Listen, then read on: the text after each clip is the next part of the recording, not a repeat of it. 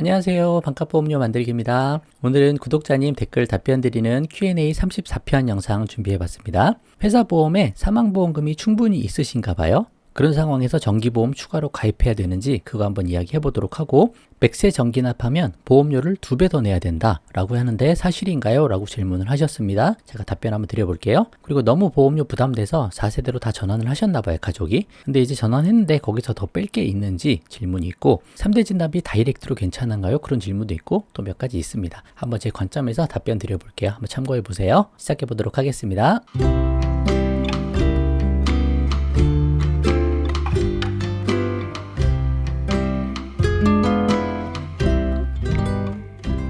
자, 회사 보험으로 상해 사망 연봉 4배, 질병 사망 시 연봉 3배 정도 있다라고 하십니다. 그러면 연봉이 3천이라고 하면 1억 2천, 한 9천, 1억 정도 있네요. 그런 상황에서 추가로 정기보험 들 필요가 있을까요? 정기보험 해도 60세까지만 들려고 했었거든요. 고민 중입니다. 정기보험 가입하려 하니 60세 기준으로 12,000원 정도 나오네요. 이제 자녀가 사회생활한 시점 기준으로 맞춰서 정기보험 기간을 맞추면 되는 거죠. 이렇게 60세로 하시든 65세로 하시든 그렇게 하시면 되는 게 맞고, 회사를 그때까지 다니실 수 있으시면 정기보험 가입할 필요가 없겠죠. 문제는 회사를 빨리 퇴직해야 되는 상황이 생기게 되면 그때 이제 약간 문제가 될 수 있는데, 특별히 그럴 상황 아닌 것 같아서 이렇게 생각하시는 것 같아요. 그러면 굳이 정기보험 하실 필요 없습니다. 상해 사망 있고 질병 사망 충분히 있으니까 그 정도로 하셔도 괜찮을 것 같아요.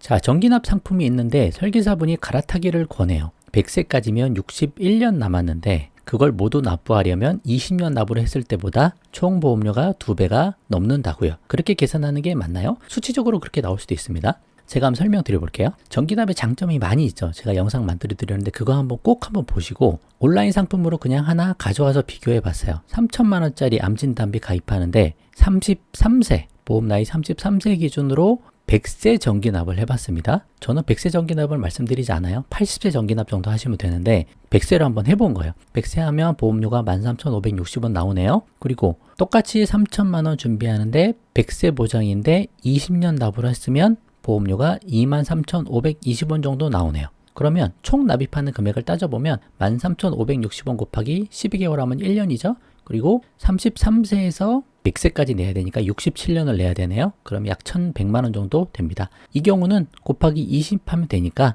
23,000원에서 이렇게 곱하면 560만 원 정도 나옵니다. 이 경우는 한 2배 정도 나오는 것 같아요. 근데 여기서 착각하시면 안 되는 건 뭐냐면, 지금 기준에 560하고 1,100만 원 지금 시점에서 딱 내는 거면 2배가 내는 게 맞죠. 근데 여기는 20년 납입하고 나서도 47년간을 계속 내야 되는 거예요.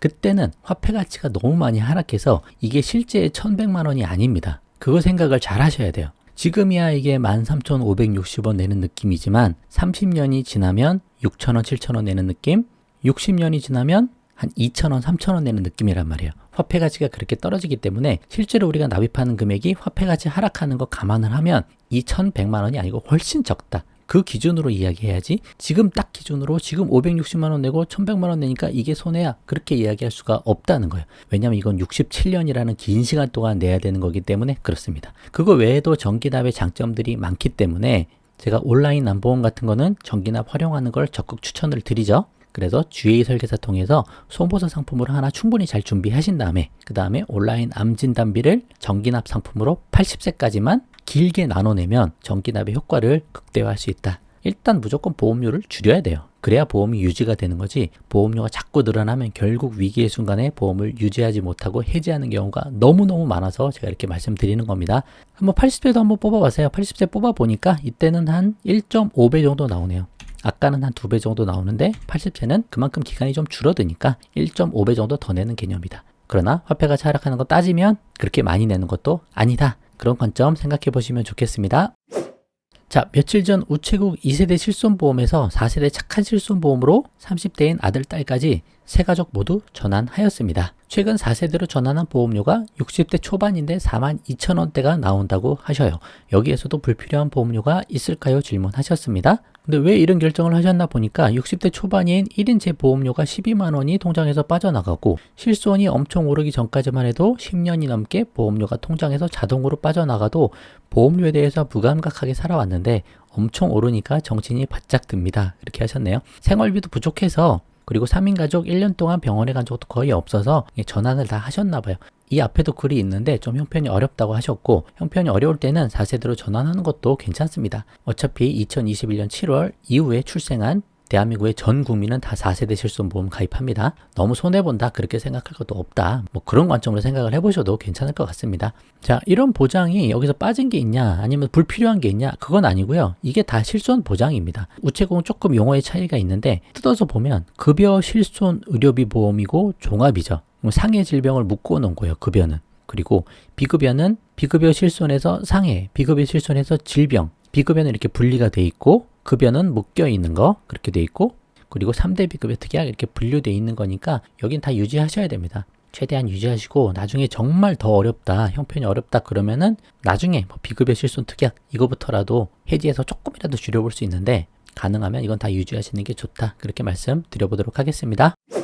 자, 정주행 준비 중입니다. 너무 감사드려요. 9번에서 실손은 100세 만기라고 말씀하신 게 어떤 의미이신가요?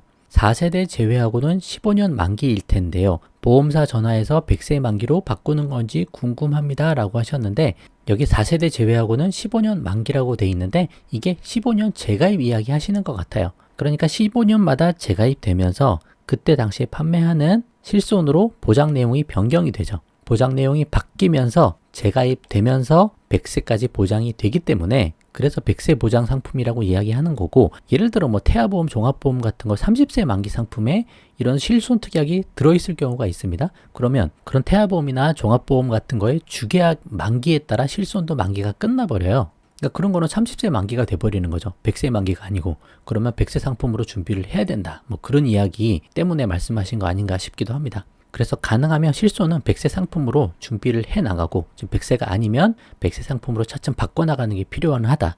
실비는 100세까지 유지하고 3대 진단비는 80세까지 유지하고, 그런 플랜인 거죠. 그래서 예전에 1세대 실비 가입해서 80세 만기 상품이다 라고 하면 끌고 가실 만큼 끌고 가시다가 전환 잘 해줄 때 보험회사에서 실손 전환 제도로 100세로 전환하면서 보험료도 줄이고 길게 유지하고, 그런 방법이 필요할 수도 있고요. 가능하면 실손은 100세 상품으로 준비를 하자, 그렇게 말씀드려 보겠습니다. 자, 3대 진단비 가입하려고 GA 설계사님 통해서 설계안 받아봤는데 생각보다 금액대가 있다고 하시네요. 순수하게 암, 뇌, 심장만 진단비 보험 가입하려고 합니다. 다른 특약은 일절 넣지 않을 생각이고요. 잘하셨어요. 가족 1배책 정도는 넣으시면 좋습니다. 꼭 이 보험 안이 아니고 뭐 운전자나 화재보험이라도요. 그리고 보험에 대해서 어느 정도 알고 진단비 청구하는 것 정도는 어렵지 않을 거라 생각해서 어디 다이렉트로 알아봤는데 설계사님께서 주신 가격이랑 차이가 많이 나요. 저랑 남편 같이 들 거라 금액적인 부담이 커서 영상에서는 GA 설계사님 통해 가입하려고 하셨는데 다이렉트로 가입하면 어떨지 고민이 됩니다. 실제로 보험금 청구할 일이 있을 때 어려움이 있을까봐 설계사님 통해서 들어야 하나 그게 가장 큰 고민이거든요. 가격만 생각하면 다이렉트가 합리적이긴 한데 조언 주시면 감사하겠습니다 라고 하셨습니다. 제가 뭐 온라인 보험의 장점 단점 그거에 대해서 영상 만들어 드린 게 있는데 그것도 한번 보시고, 어차피 3대 진단비 보험 가입하는 건데 뭐 보험금 많이 청구할 일이 인생에 한 번, 많으면 두 번, 대부분은 보험금 청구를 안 할 가능성이 높고요. 그렇죠? 그리고 그런 상황이 닥치게 되면 그때는 뭐 본인이 하든 가족을 통해서 하든 잘 알아보셔야 됩니다. 내 보험을 가입해준 설계사가 그때까지 남아 계실 확률은 상당히 작아요. 대부분 다 바뀌시거나 다른 데 가시거나 찾기도 어렵고, 또 보험회사에서 다른 설계사를 연결을 해줘도 실상 그분하고는 그렇게 직접적인 관계가 있고 막 그렇지도 않아서 크게 도움받기가 어려울 수도 있습니다. 그래서 전 다이렉트로 하셔도 된다라고 생각하는 거예요. 장단점을 알고 하시면 되는 거고요. 다이렉트로 3대 진단비를 넣을 때 문제는 진단금 금액이 많이 들어가지가 않더라고요. 그렇게 충분히 넣을 수 있는 상품이 없기도 하고, 특히 또 나이가 많아지면 많아질수록 또 그럴 수도 있습니다. 그래서 다이렉트로 가입해도 뭐 내가 원하는 보장 충분히 가입할 수 있다 라고 하시면 하셔도 괜찮다. 저는 뭐 그렇게 생각하는 입장입니다. 제가 GA 설계사분은 꼭 가능하면 다른 회사분으로 한 3분 정도 컨택을 해보자 말씀드리잖아요. 다른 분한테도 한번 조언을 받아보셔도 좋을 것 같아요. 어차피 가입하는 거 여러 가지 알아보시고 신중히 결정을 해보시면 좋겠습니다. 자, 오늘 여기까지 하도록 하겠습니다. 도움되셨으면 구독과 좋아요 부탁드리고 공유도 많이 부탁드리겠습니다. 마칠게요. 감사합니다.